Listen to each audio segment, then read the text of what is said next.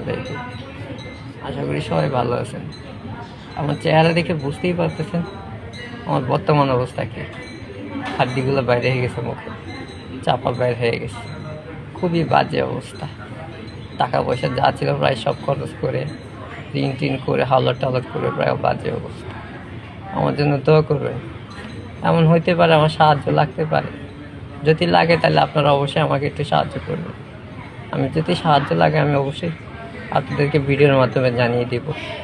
আমাকে অবশ্যই চেষ্টা করবেন সাহায্য করার, যে যতটুকু হয়।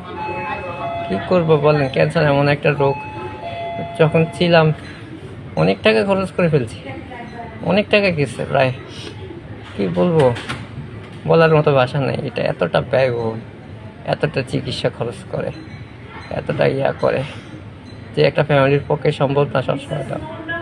তারপরে আমরা চেষ্টা করছি সর্বোচ্চ দিয়ে, নিজেদের জমি জমা সব বিক্রি করে, নিজেদের আত্মীয় স্বজন থেকে নিয়ে, ঋণ নিয়ে সব শেষ করে এখন প্রায় নিঃস্ব প্রায়।